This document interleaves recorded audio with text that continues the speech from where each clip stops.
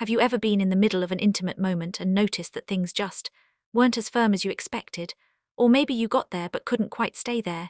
If that sounds familiar, I want you to know something right now. You are not alone, and there is nothing wrong with you as a person. This is one of the most common concerns men have, and yet almost nobody talks about it. Today we're going to change that. We are going to break down exactly why erections can be weaker than expected, what's actually happening in your body, and what you can realistically do about it. My name is Gig Nurse and I'm a health educator. Let's get into it. First, let's talk about what an erection actually is, because understanding the mechanics makes everything else make a lot more sense. An erection isn't just about being turned on. It's actually a pretty complex event that involves your brain, your nervous system, your hormones, and most importantly, your blood vessels, all working together at the same time. Here's what happens. When you become aroused, your brain sends a signal down through your nervous system that tells the blood vessels in your penis to relax and widen. Blood rushes in and fills two spongy chambers called the corpora cavernosa. At the same time, the veins that would normally drain blood out of the penis get compressed, trapping the blood inside. That's what creates the firmness. So a strong erection requires good blood flow in, and the ability to keep that blood from flowing back out. When either part of that process isn't working optimally, you end up with an erection that's softer than you'd like, or one that doesn't last as long as you want. Now let's talk about the most common reason this happens, especially in younger men, and honestly it might surprise you. The number one cause of weak or inconsistent erections in men under 40 is psychological. We're talking about stress, anxiety, and what's called performance anxiety specifically. Here's the thing about anxiety. When your body feels stressed or anxious, it releases adrenaline. And adrenaline is a survival chemical. Its job is to redirect blood flow to your muscles so you can fight or run. The problem is it does that by actually constricting blood vessels in other areas of the body, including the penis. So the more anxious you are about whether you're going to get hard, the more adrenaline gets released, and the harder it becomes to actually get hard. It's this cruel cycle that feeds itself. And modern life doesn't help. Cleveland Clinic urologists have pointed out that unrealistic expectations from pornography are a significant psychological factor for many men today. When what you've been watching online doesn't match real life, it creates a mental pressure that genuinely affects physical performance. That's not a character flaw, that's just biology responding to mental stress. General life stress works the same way. Work pressure, relationship tension, financial worry, all of it activates that same stress response in your body. Research published in the Journal of Nervous and Mental Disease even found that internal relationship stress, the kind that comes from tension between you and a partner, tends to have a stronger impact on sexual function than external life stresses. So if something feels off between you and your partner, your body will feel that too. Now let's talk about the physical side, because sometimes this is genuinely about what's happening in your body, not your mind. The most common physical cause of weak erections is reduced blood flow. Remember how we said erections are basically a vascular event. That means anything that affects your cardiovascular health affects your erections. This includes high blood pressure, high cholesterol, diabetes, obesity, and smoking. Doctors at Johns Hopkins and other major medical centers have noted that erectile dysfunction can actually be an early warning sign of cardiovascular disease, because the blood vessels in the penis are small and can show problems before the larger vessels around your heart do. So if you're experiencing persistent issues with erections and you haven't had a physical recently, that's actually a good reason to get one, not because something is necessarily wrong, but because your body might be giving you useful information. Diabetes deserves its own mention here. It affects erections in two ways. It damages the small blood vessels that supply blood to the penis, and it can cause nerve damage that interferes with the signals needed to trigger an erection. If you have diabetes or prediabetes and you're experiencing erectile issues, talking to your doctor is especially important. Hormones are another piece of this puzzle.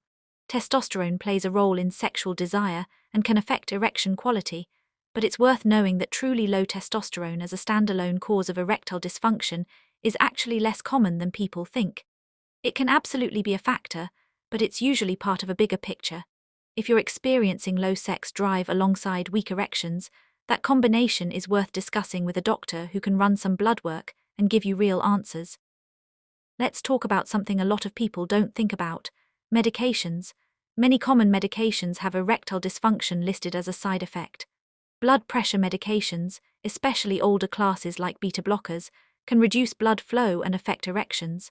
Antidepressants, particularly SSRIs, are well known for causing sexual side effects including difficulty with erections and delayed ejaculation.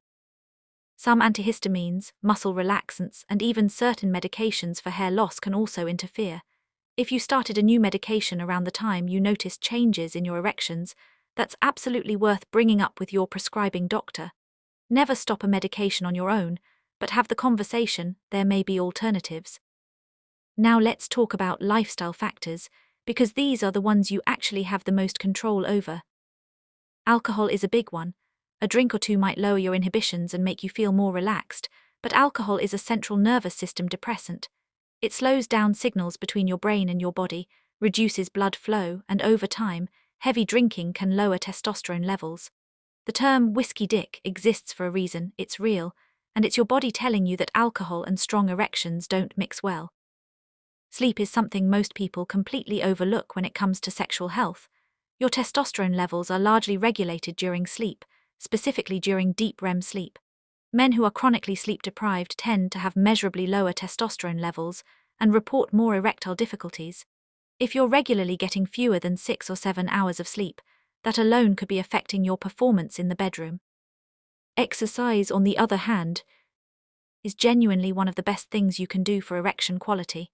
Cardiovascular exercise improves blood flow throughout your entire body, including the penis. It also helps reduce stress, regulate hormones, manage weight, and improve sleep, so it really hits multiple causes at once. Even something as simple as 30 minutes of moderate cardio most days of the week makes a real difference over time.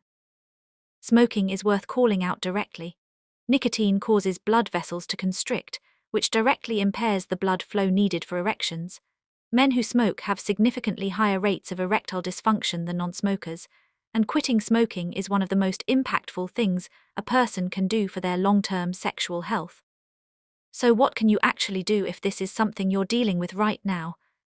The first thing I want you to do is take a breath and be honest with yourself about what might be driving it.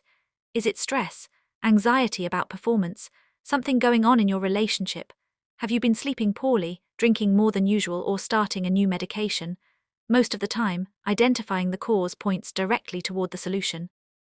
If it seems psychological, which is likely especially if you're younger and otherwise healthy, addressing the stress or anxiety is the treatment.